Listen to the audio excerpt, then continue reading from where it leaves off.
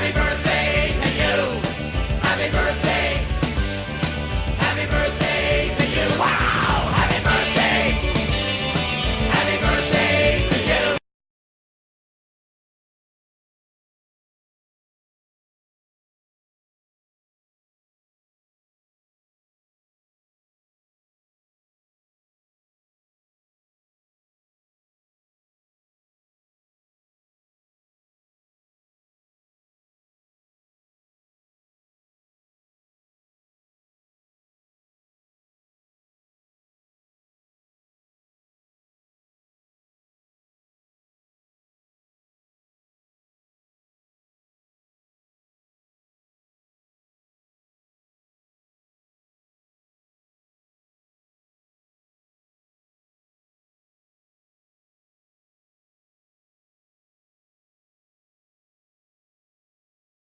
We start right on New Year's Day with the drone out at Aqueduct, and this is a 3-year-old debut of Mind Control. And it was a good start for Mind Control, and he's going out for the early lead along with Super Jackpot on the outside. Then it's Our Brain Trust. Gates of Dawn is on the outside in 4th. Family Biz runs in 5th, and Direct Order will be the early trailer in 6th as they cross over from the chute to the main track. Mind Control and Super Jackpot, and the two of them are stride for stride for the lead. Just in behind, Gates of Dawn, Our Brain Trust, and Family Biz, and Direct Order is at the back. The opening quarter mile in 24 seconds over the good going. Mind Control at the rail. Super Jackpot on the outside. It's Mind Control by a head. Super Jackpot runs in 2nd. Family Biz is at the fence in 3rd. In between horses, Our Brain Trust, and Gates of Dawn in the clear on the outside with Direct Order continuing to trail. Half mile, 48 and 2/5 seconds. Mind Control, Super Jackpot. They've been 1-2 right from the start, and now they're midway around the far turn. Mind Control by a neck. Super Jackpot joined on the outside by Gates of Dawn. So it's 3 of them across the track as they move for the top of the stretch. In behind the front 3, Our Brain Trust, Family Biz at the rail, and Direct Order. 3/4 in 1:13 and 3 with 3/16 to the finish. It is Mind Control now getting clear by a length and a half. Gates of Dawn on the outside. Here's Our Brain Trust coming on through. Mind Control and Our Brain Trust. Mind Control holding on to the lead. Our Brain Trust in 2nd. The hopeful winner, Mind Control, wins the Jerome in his 3-year-old debut. Next, we head out to the West Coast for the much-anticipated stakes debut of the Baffert-trained Coliseum, who won his maiden race very impressively, stepped right into Stakes Company in the Sham. Immediately. Much better on the outside, 3rd. Sueño is down at the rail in 4th. Then it's Easy Shot. Coliseum is 7 lengths off the lead, and Gunmetal Gray is at the back. Around the first turn, and Savagery opens up early. He's in front by 3. Much Better is tugging hard in 2nd. And down on the inside, it's Gray Magician, joined by Sueño. Then Coliseum. Moving up on the outside, he's under a tight hold as well. 3.5 lengths off the lead. Easy Shot is just inside of him, and Gunmetal Gray is comfortable at the back. It's Savagery heading to the half-mile pole in the Sham Stakes with a 2-length lead. Much Better is in 2nd. Sueño, Gray Magician inside of him. Then Easy Shot and Coliseum will be caught wide, but Coliseum is only 3.5 or so off the lead. He's still second to last. Gunmetal Gray has trailed throughout. Much Better makes a move at the 3/8 pole, putting the pressure on Savagery as they start to sprint. It's Much Better taking the lead. Savagery is fully extended, not responding. Gray Magician, Sueño, Coliseum still has a lot of work to do. He's on the far outside. Gunmetal Gray is starting to roll, has 8 to make up. Top of the stretch, and Much Better is the leader. Gunmetal Gray with an eye-catching rally on the extreme outside. Sueño, Coliseum still 5 off the lead. A 16th to run, and it's Much Better clinging to a narrow lead. Sueño, Gunmetal Gray flying on the outside, and Gunmetal Gray, an eye-catching rally to win the Sham. And back to Gulfstream Park for the running of the Mucho Macho Man and the highly anticipated 3-year-old debut of the highly touted Code of Honor. Bounced around at the start, but he still is looking out for the early lead. Trophy Chaser and Well-Defined are away in good shape. Up on the outside, Mijos looking to get over. Code of Honor's at the back of the field with Garter and Ty just ahead of him as the pace appears strong out of the chute. It's long shot Gladiator King in from Tampa and 2.5 in front. Well-Defined taking up some slack second. Trophy Chaser on the outside third. Garter and Ty is now fourth, moving to be fifth is Code of Honor. And now the trailer is Mijos. They start to slacken the tempo a bit through the opening quarter in 23 seconds flat. 5 furlongs left to go. With the advantage, it's Gladiator King 1.5 lengths.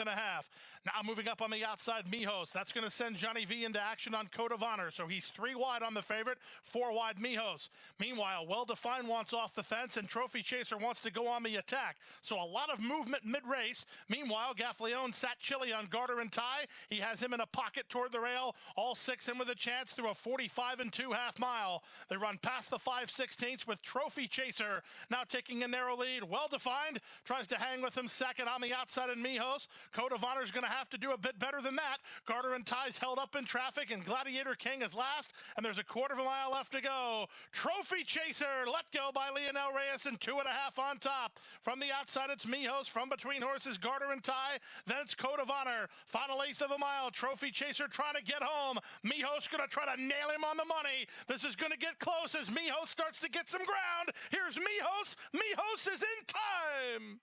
Mijos ran down Trophy Chaser to win the Mucho Macho Man.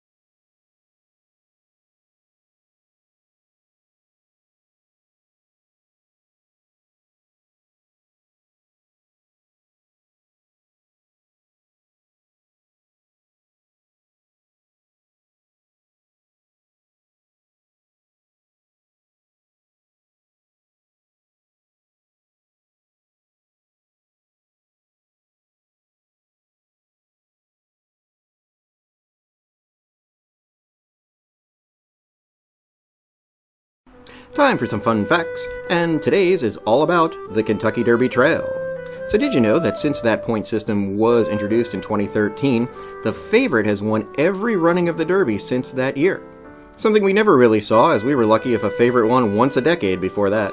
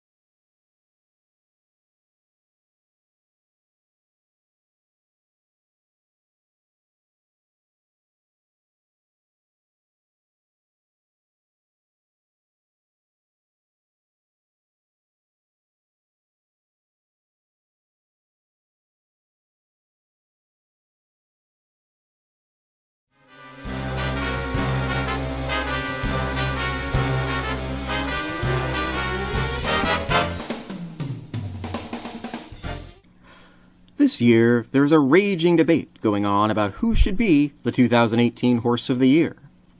Should it be a horse that had a brilliant, yet oh-so-brief career that only spanned 5 months and included an undefeated run through the Triple Crown, only to be retired soon after? Or should it be a horse that ran all year, lost only once, and capped off his season winning the Breeders' Cup Classic against the best in training? The winner of this debate will not be revealed until the end of January, but it did get me thinking a little to see if there ever might have been a situation where something similar was being debated when it came to year-end honors. I settled on the years of 1977 and 1978 as a possibility.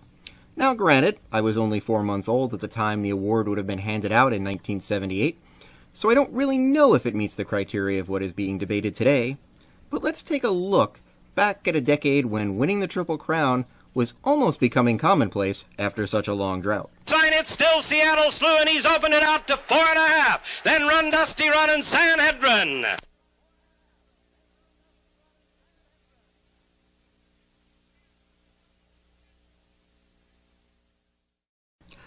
The $17,500 bargain of a colt had reached the levels of the immortals on that June afternoon in 1977, sweeping to a grand victory in the Belmont Stakes to be the first horse ever to win the Triple Crown as an undefeated horse.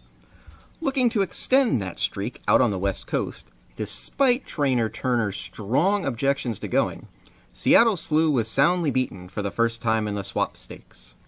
That race would serve to be his last as a 3-year-old after coming down with a life-threatening illness that kept him out of training for the rest of the year. Some had looked at the competition he beat in the Triple Crown races as inferior. Sound familiar? Although most did agree winning the Triple Crown was enough to secure Horse of the Year honors. Again, not being born till the following year, I have no idea if this debate raged on or not. But the champion older horse of that year was one who was beloved by so many and a household name at that point, the mighty Forgo. Coming off 3 straight Horse of the Year titles and winning such prestigious races as the Met Mile and the Woodward Stakes, a race pattern he had repeated multiple times over those last few championship years, why could he not be considered a true Horse of the Year? Tradition of winning the crown appeared to win out here in voters' minds, though, and Slew took the top honors, while Forgo took home champion older horse for the 4th straight year. He's holding Flash on to forward a now lead. to June Alidar 1978. Is outside of him and challenging that lead. The two are heads apart, and Alidar's got a lead. Alidar put ahead in front, right in the middle of the stretch. It's Alidar and Affirmed battling back along the inside. We'll test these two to the wire. Affirmed under a left-hand whip. Alidar on the outside driving. Affirmed and Alidar heads apart. Affirmed's got a nose in front as they come onto the wire. Affirmed had won the Triple Crown, and done so against a foe that certainly would have won it himself in any other year. Meanwhile, Seattle Slew was finally on the mend, and by August had won just a couple of allowance races as new trainer Doug Peterson worked to get him back to championship form.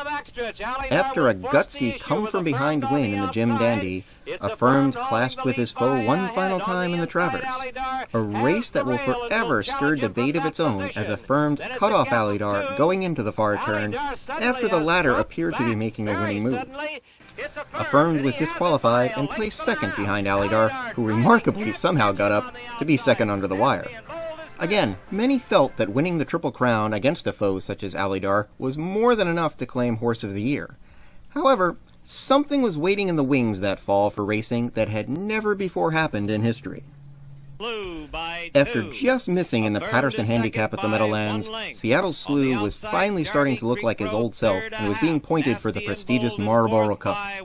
Who else was being pointed for that race? Why, none other than Affirmed.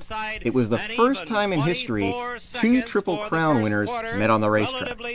Conventional wisdom usually holds that a really good 4-year-old will beat a really good 3-year-old. And that wisdom did hold true here in the Marlboro, as Seattle Slew got an easy first quarter and never looked back, winning by 4. And Cox's Ridge is the trailer. Only 7 lengths separates the first horse and the last into the turn. 47 seconds, a half mile with Slew still in front. He leads it 2.5, maintaining the same margin. Affirmed to second by 3/4 with Nasty and Bold third by 2.5. Cox's Ridge on the outside moves up a bit. Darby Creek Road, they're all driving, but they've got Seattle Slew to catch as they come to the head of the stretch. 3/4 and 10 and 1, and it's Seattle Slew holding the lead in the center of the racetrack. He's made it 3.5 lengths. Affirmed is taking up the chase on the inside, but it's still Seattle Slew who's holding on. Nearing the finish, Seattle Slew has it by 4. Affirmed, Fireback, Nasty and Bold. Slew went on to win the Woodward as well before facing off with Affirmed again in the Jockey Club Gold Cup. In those days, the Gold Cup was considered the ultimate year-end race that everyone wanted to win, and held huge implications for year-end honors. It would be no easy cakewalk on the lead this time for anyone, though, as Slew and Affirmed were pushed through a suicidal half-mile in 45 and 1. Affirmed's saddle had slipped a little, and so he could not be well controlled, allowing Slew to eventually begin to pull away as they came to the head of the stretch. But a new challenge awaited there, and a stretch-long battle ensued that many racing historians say was actually probably the best performance ever put on by Seattle Slew, even though he fell a nose short. On the turn, still Slew, and he's got it 2.5. Affirmed is picking up a bit of ground on the turn. Then it's a gap of 5, and here comes Exceller. He's got it in gear, and he's flying now at the leader. Further back, 1 cut above. They come for the head of the stretch. Slew still 2.5. Here comes Exceller to the inside. Shoemaker makes his move at Seattle Slew. It is Seattle Slew, Exceller along the inside, those two heads apart, but it's Exceller who has a head in front at the head of the stretch. They went 1.25 miles in 2:01 and 4, and they're battling it out. Still Slew hanging in there. Exceller has the inside. It's Exceller along the inside. Seattle Slew on the outside. This is a real battle onto the wire, but Exceller gets a narrow lead as they pass the 16th pole. Seattle Slew coming back again. At the finish, this is going to be tight. I see Exceller winning it. It's Seattle Slew second. Slew would go on to win his final start in the Stuyvesant Handicap at Aqueduct, while Affirmed did not race again that year.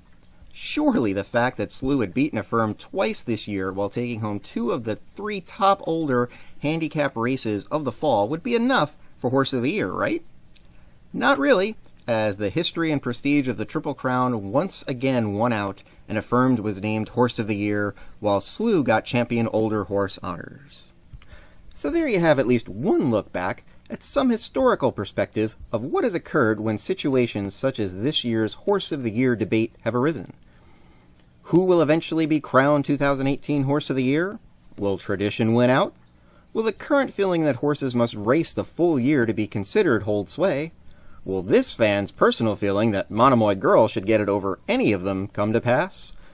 Only time, and whatever name is revealed in that envelope, will tell for sure. I'm Doc for Thoroughfan, and we will see you next time for more fun, history, and a little bit of education right here at Thoroughfan. When you are out of order. You're out of order. You're out of order. The whole trial is out of order. You want answers? I think I'm entitled. You want answers? I want the truth. You can't handle the truth.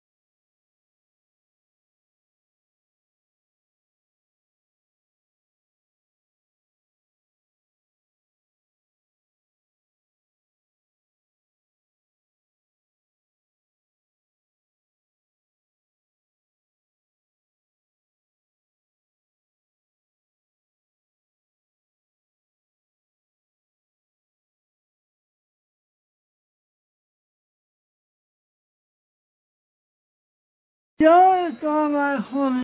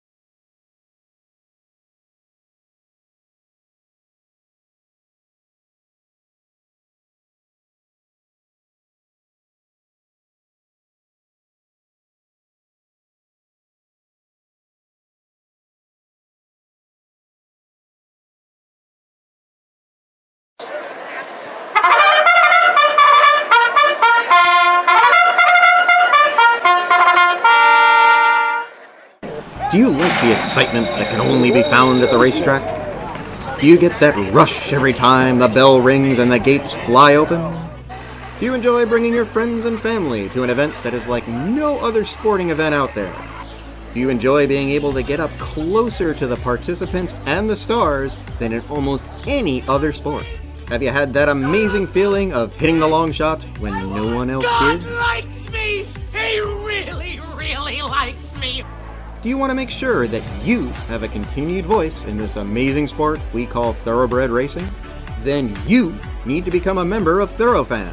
Thorofan is the only nationally recognized racehorse fan organization in the country.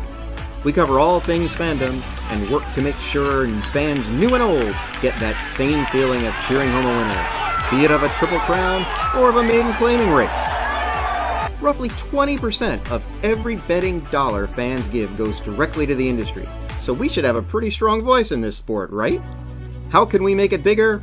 As the old saying goes, there is strength in numbers. We need you to sign up as a Thorofan member today. The more members we have, the bigger the voice and the bigger the impact. The industry has stakeholders that look out for the interest of the horses, the horsemen, the racetracks, and the breeders. What stakeholder looks out for the fans? We do. So head on over to Thorofan.com and be sure to sign up and register today. Thorofan, giving the fans a voice.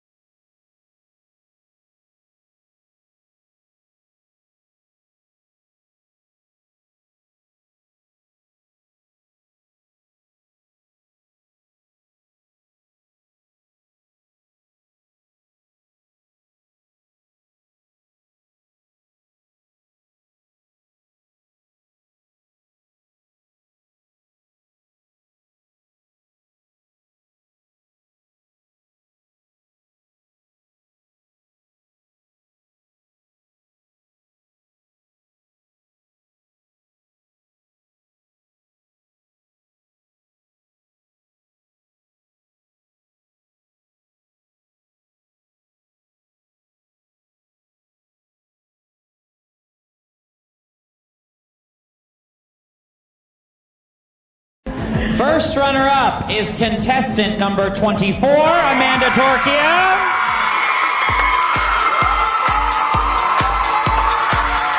That means, Acacia Courtney, you are Miss Connecticut, USA 2019.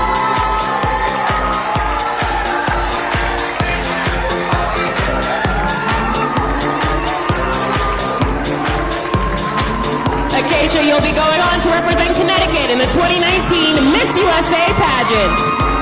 Acacia Courtney, your Miss Connecticut USA. Let's get that crowd